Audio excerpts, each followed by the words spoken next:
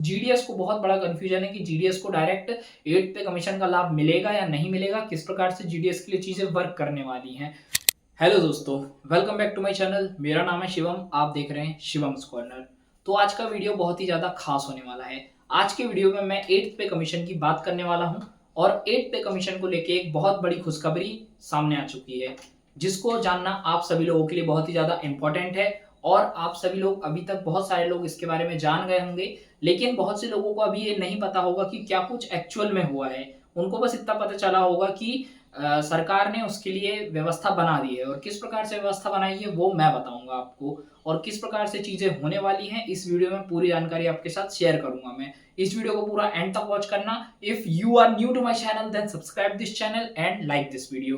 तो चलिए इस वीडियो को स्टार्ट करते हैं। तो सबसे पहले जो 8th पे कमीशन है उसका अनाउंसमेंट सरकार ने जनवरी फरवरी के मंथ में ही कर दिया था, लेकिन इसका एक्चुअल में क्या हुआ था कि अभी तक कोई भी समिति का गठन नहीं किया गया था। एक 8th पे कमीशन जो होता है वो एक कमीशन बनाता है जिसके द्वारा प्रस्ताव रखा जाता है कि इतना फिटमेंट फैक्टर होना चाहिए। वो किन आधारों पे होता है उन आधारों के बारे में मैं आपको बताने वाला हूँ। साथ ही साथ उसमें कितने कौन कौन सदस्य होते हैं, कौन कौन अध्यक्ष होते हैं और क्या क्या होता है वो मैं आपको अभी बताने वाला हूँ।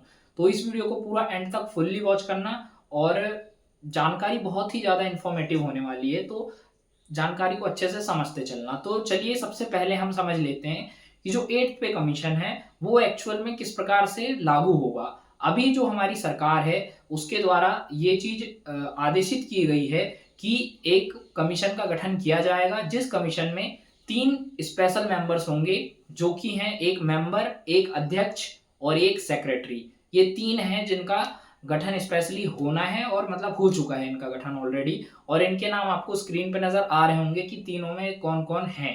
तो मैंने आपको ये चीज तो बता दी। इनमें से एक अपनी पुरानी चीफ जस्टिस भी हैं, तो वो भी इसकी शायद से अध्यक्ष हैं जहां तक मुझे अभी तक याद है।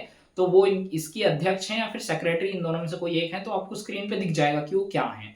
तो मैंने आपको बताया ये जो 3 लोग हैं ये इन मुद्दों पे एक फिटमेंट फैक्टर डिसाइड करेंगे। कौन कौन से मुद्दे? देश में किस प्रकार महंगाई चल रही है, किस प्रकार की आर्थिक स्थिति है, किस प्रकार से लोग जीवन यापन कर रहे हैं, किस प्रकार से महंगाई बढ़ी है, उस आधार पे ये एक फिटमेंट फैक्टर डिसाइड करके सरकार को रिकमेंड करेंगे। याद रखना, रिकमेंड करेंगे, लेकिन सरकार उसी को लागू करेगी जिसको सरकार को लागू करना होता है। 8th पे कमीशन सिर्फ रिकमेंडेशन दे पाएगा सरकार को। रिकमेंडेशन के बेस पे जो भी फाइनल डिसीजन होगा वो सरकार का ही होगा, और सरकार ही एट द एंड डिसाइड करेगी कि इतनी सैलरी बढ़ेगी। साथ ही साथ स्टेट्स का कितना कुछ खर्चा आएगा वो भी इसमें देखा जाएगा। उसके बाद ही एक फिटमेंट फैक्टर दिया जाएगा सरकार को। उसके बाद ही सरकार इसमें विचार करेगी कि किस प्रकार इनको सैलरी बढ़ानी है और किस प्रकार नहीं बढ़ानी है सैलरी। तो मैंने आपको बताया कि किस प्रकार से जो समिति है उसका गठन होता है, साथ ही साथ किस प्रकार से इसका गठन होने के बाद रिकमेंडेशन जो दी जाती है।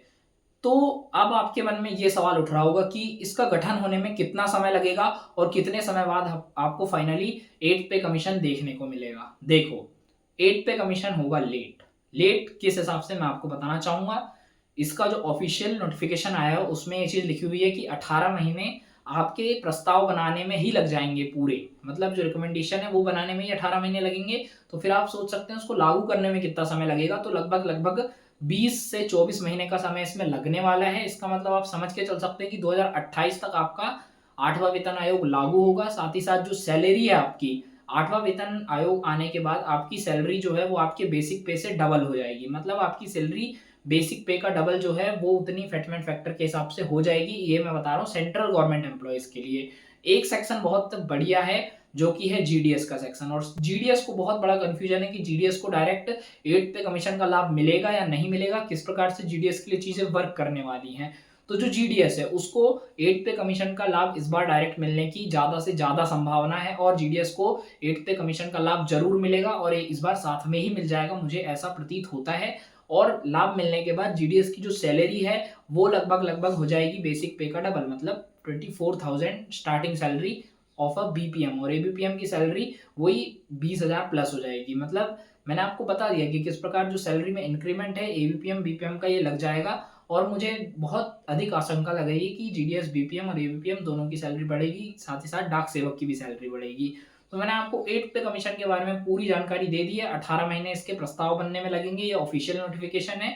साथ ही साथ इसका जो रिकमेंडेशन है वो 18 महीने बाद देने के बाद सरकार डिसाइड करेगी कि कितना देना है और कितना नहीं देना है। उसके बेस पे ही जो कमीशन है वो जारी किया जाएगा, सारे पे मैट्रिक्स लागू किए जाएंगे। उसके बाद ही सारे स्टेट्स में भी ये लागू होगा धीरे धीरे करके, सरकार के द्वारा। सरकार की सहूलियत को देखते हुए राज्य सरकारें इसको लागू करेंगी अपने अपने राज्यों में भी, और जो सेंट्रल गवर्नमेंट है वो तो इसको इंस्टेंटली लागू कर देगी जैसे ही आएगा वैसे ही।